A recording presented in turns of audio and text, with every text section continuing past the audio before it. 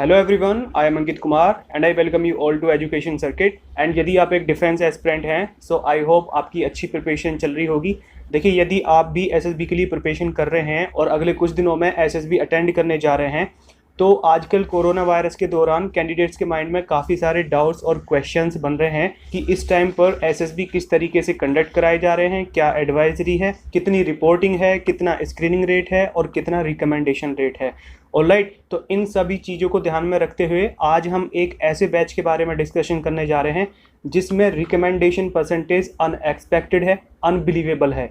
अभी तक 2020 में इतनी ज़्यादा रिकमेंडेशन किसी भी सर्विस सिलेक्शन बोर्ड से किसी भी एंट्री के लिए अभी तक नहीं हुई है। ऑलराइट, तो इस वीडियो में हम इस बैच के बारे में बात करेंगे कि कितनी रिपोर्टिंग हुई थी, कितने कैंडिडेट्स स्क्रीन हुए थे और फाइनली कितने कैंडिडेट्स रिकमेंड हुए थे।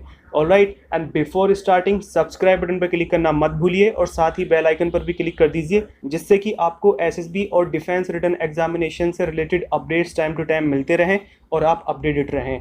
And one more thing, SSB में ओआईआर की रीजनिंग के लिए हम ऑलरेडी इंपॉर्टेंट वीडियोस बना चुके हैं जिनमें कि ये एक्सप्लेन किया गया है कि किसी मुश्किल क्वेश्चन को शॉर्ट ट्रिक्स के साथ with in a few seconds बड़े आसानी से हम कैसे सॉल्व कर सकें। और यदि आप किसी डिफेंस रिटन एग्जामिनेशन की तैयारी कर रहे हैं तो उसके लिए GK, current affairs and reasoning से रिलेटेड वीडियोज हम बना चुके हैं। ये सभी वीडियोज डिफेंस एग्जामिनेशन ओरिएंटेड हैं, ये आपको बहुत ज़्यादा हेल्पफुल होंगी। तो चलिए शुरू करते हैं और इस बैच के बारे में जानते हैं कि इसका रिजल्ट क्या रहा।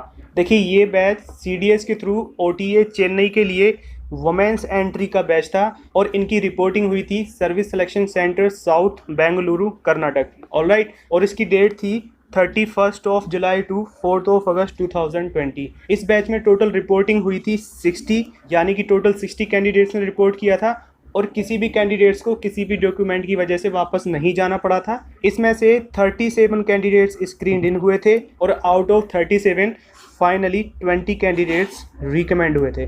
This is unbelievable and unexpected.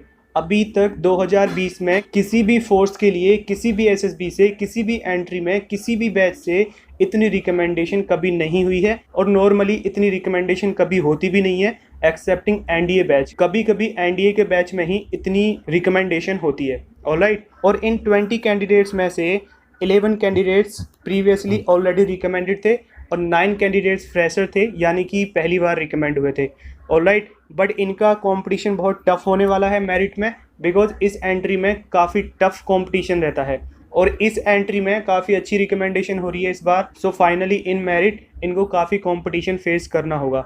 Okay, तो जिन भी कैंडिडेट्स के माइंड में ये चल रहा था कि भाई हम एसएसबी अटेंड करने नहीं जा रहे हैं, ये सोचकर कि स्क्रीनिंग और रिकमेंडेशन नहीं हो रही है, कुछ लोगों का कहना ये है कि भाई कोविड-19 के चलते सेंटर्स कम से कम बच्चे रखना चाह रहे हैं, सो दैट्स वाई वो बहुत कम स्क्रीनिंग कर रहे हैं। ऐसा कुछ भी नहीं है, it depends upon your performance. आपके अंदर क्वालिटीज़ हैं then you will be selected and if you don't have qualities then you will not be selected.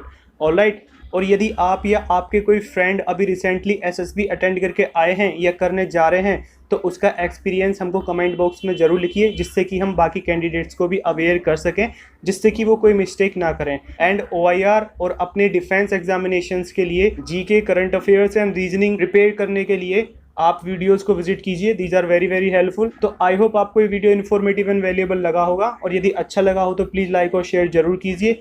और इसके भी अलावा यदि आपके माइंड में कोई डाउट है या कोई क्वेश्चन है तो प्लीज़ कमेंट बॉक्स में ज़रूर लिखिए।